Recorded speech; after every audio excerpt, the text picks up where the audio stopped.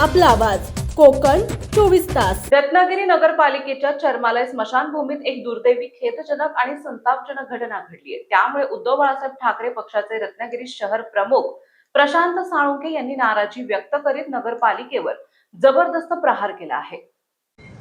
रत्नागिरीच्या इतिहासात अत्यंत दुर्दैवी असा क्षण सोमवारी वसंत वाकडे नावाचे एक आपले ग्रस्त त्यांचं निधन झालं आणि त्यांची जे शव होतं ते आमच्या चर्मालयात आणण्यात आलं आणि चर्मालय स्मशानभूमीत नातेवाईकांच्या म्हणण्यानुसार जे शववाहिनी आहे त्या विद्युत शवदाहिनी जी आहे त्याच्यावर ते अंत्यविधी करायचे असं त्यांचं ठरलं। दुर्दैवानं बॉडी सगळे क्रियाकर्म झाल्यानंतर बॉडी मशीनमध्ये घातल्यानंतर लाईट गेल्यानंतर पर्याय व्यवस्था असेल असं त्यांना वाटलं होतं। नगरपालिकेचा जनरेटर तिथं आहे, पण दुर्दैव असं आहे की गेले 6 महिने म्हणजे आता आम्ही नुसतीच भेट घेतली, डेप्युटी सीओची भेट घेतली, संबंधित अधिकारी डिपार्टमेंट अधिकाऱ्याची भेट घेतली, तर त्या नगराध्यक्ष मॅडम होत्या। त्या प्रशासनामध्ये कुणाला ताळतंत्र्य नाही। कोण म्हणतो 1.5 महिना झालं बंद आहे, त्या संबंधित डिपार्टमेंटचा अधिकारी म्हणतो 6 महिने बंद आहे। बरं, ह्या सगळ्या गोष्टीवर आम्ही त्यांना प्रश्न केला, बाबा बंद आहे म्हणजे नक्की कशामुळे बंद पडला आहे ते सुद्धा त्यांना माहिती नाही आहे। म्हणजे खरोखरच आज आमच्या या रत्नागिरी शहरवासियांना लाजिरवाणा असा प्रसंग रत्नागिरीवर आला आणि ह्या सगळ्या प्रसंगामधनं भविष्यात कुठला अनर्थ आज घडू नये किंवा असा प्रसंग परत उद्भवू नये म्हणून आज आम्ही नगरपालिका प्रशासनाची भेट घेतली, त्यांना चांगला असा जाब विचारला। असं काय घडू नये, इथून पुढे घडणार नाही असे त्यांनी आम्हाला अस्वस्थ केलं आहे। बघूया आता पुढे त्यांच्यात काय सुधारणा होते ती।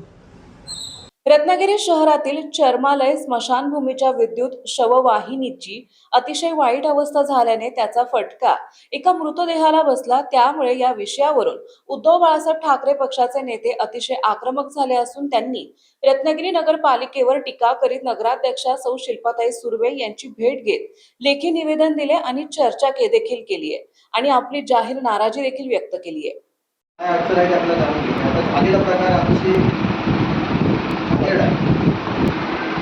या सगळ्या गोष्टी तुम्हाला कल्पना आहे का? काय घडलं काय त्याच्यावर काय म्हणतात फेल आहे 100%। जनरेटरच्या बाबतीत 1 महिना झालं, 1.5 महिना बंद आहे। अधिकारी म्हणून तुमच्या कानापर्यंत येत नसतील तर तुम्ही काय काम करता? मग जर तुम्हाला जर सांगत नसतील तर तुमचा धाक नाहीये।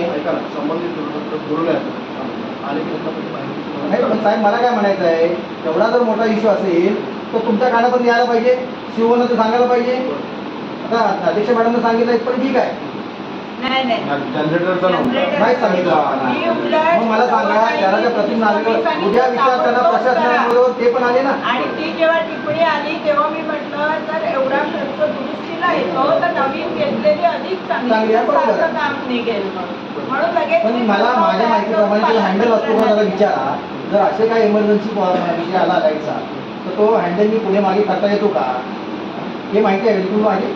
दरम्यान नगराध्यक्षा सौ शिल्पाताई सुर्वे यांनी थातूरमातूर उत्तर देत शववाहिनीची दुरावस्था ही गंभीर बाब आणि दुर्दैवी असल्याचं सांगून नवीन शववाहिनी घेण्याचा निर्णय झाला असल्याचं सांगितलंय। दिनांक 25 मे रोजी जी घटना शवदाहिनीच्या बाबतीत घडली ती खरोखरच खूप खेदजनक आहे। या शवदाहिनीचं काम करणं गरजेचं आहे याचा रिपोर्ट प्रशासनाने आमच्याकडे ठेवला होता आणि आम्ही त्या बाबतीत पाहणी केली की शवदाहिनीचं काम नक्की काय। तर शवदाहिनीची जी चिमणी आहे ती पूर्ण नादुरुस्त झालेली आहे आणि तिचं काम करणं त्वरित गरजेचं आहे। सदर टिप्पणी आल्यानंतर आम्ही सर्व पाहणी केली। जर ती चिमणी दुरुस्त करण्यासाठी येणारा जो खर्च होता तो खूपच होता, त्यावेळी आम्ही निर्णय दिला जर ती चिमणी दुरुस्त करण्यासाठी एवढा खर्च येत असेल तर नवीन शवदाहिनी आपण घेतली तर त्याला किती खर्च येतो, तर त्याच्यात थोडेफार पैसे घातल्यावर आपल्याला नवीन शवदाहिनी घेता येणार होती. म्हणून आम्ही निर्णय घेतला की दुरुस्तीला खर्च करण्यापेक्षा आपण नवीन शवदाहिनी घेऊया.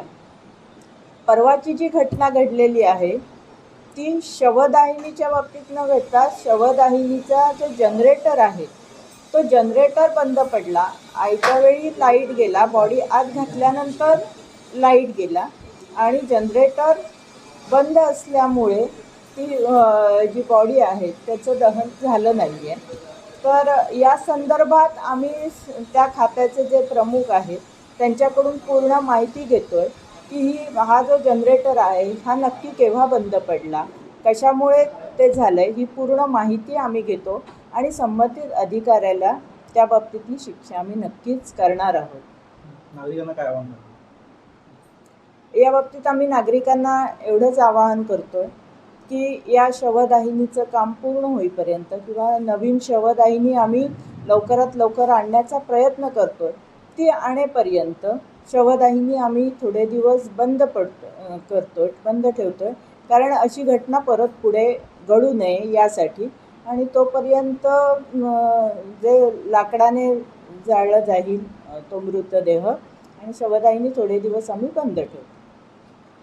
उद्धव बाळासाहेब ठाकरे पक्षाचे शहर अध्यक्ष प्रशांत साळुंखे यांनी रत्नागिरी नगरपालिकेवर टीका करताना या ठिकाणी आपल्याला आजही प्रशासकीय कारभार आपल्यासारखेच अधिकारी वागत असल्याचा घणाघाती आरोप केलाय आणि आंधळ दळतय आणि कुत्रपीठ खातय अशी अवस्था रत्नागिरी नगरपालिकेची झाली असल्याची टीका देखील केली आहे. अजून अधिकारी हे प्रशासक असल्यासारखेच वागतात मनमानी कारभार. या भेटीदरम्यान असं जाणवलं की आत्ता जो नगरपालिकेचा कारभार चालू आहे किंवा जे अधिकारी आहेत त्यांना अजूनसुद्धा असं वाटतं आहे की आपलंच राज्य आहे, प्रशासकाचं राज्य आहे. म्हणजे थोडक्यात एक म्हण आहे, आंधळ दळतंय आणि कुत्रपीठ खातंय, अशा पद्धतीने हे प्रशासन आता चालू आहे. नगरपालिकेचा भोंगळ कारभार चालू आहे. याच्यावर जर काय संबंधित अधिकाऱ्यांनी ॲक्शन नाही घेतली तर आम्ही शिवसेना उद्धव बाळासाहेब ठाकरे पक्षाच्या वतीनं आमचा इशारा आहे की तीव्र आंदोलन करून ह्यांना यांची जागा दाखवा. उद्धव बाळासाहेब ठाकरे पक्षाचे शहर प्रमुख प्रशांत साळुंखे, नगरसेवक केतन शेट्टे आदी नेते नगराध्यक्षा सौ शिल्पाताई सुर्वे यांनी भेटण्यासाठी नगरपालिकेत आले तेव्हा या ठिकाणी एका कोपऱ्यामध्ये शिवसेनेचे शहर प्रमुख बापिन बंदरकर तर दुसऱ्या बाजूला नगरसेवक विजय खेडेकर हे उपस्थित होते. परंतु तेही या विषयाकडे मात्र हतबलतेने पाहत असल्याचं दिसून येत आहे.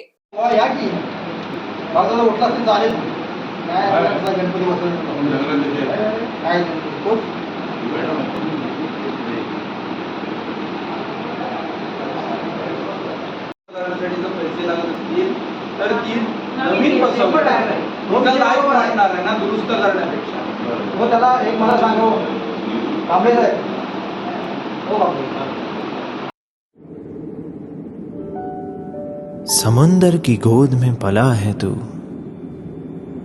अंगड़ाई लेते ही लहरें शुरू, आज यौवन की मस्ती छोड़, ले चलता हूं तुझे एक नए मोड़, आजा तुझे माँ पुकारे अब, छेड़ देते हैं बीच से कुछ शरारत हंसी, गले लगा ले उसे ए फकीर, इंतजार कर रहा है तेरा तो, चल दे देते हैं उसे फसल की खूबसूरती तो, आजा तुझे माँ पुकारे अब, उन्हें भी देनी है एक नई पहचान, आजा तुझे माँ पुकारे अब.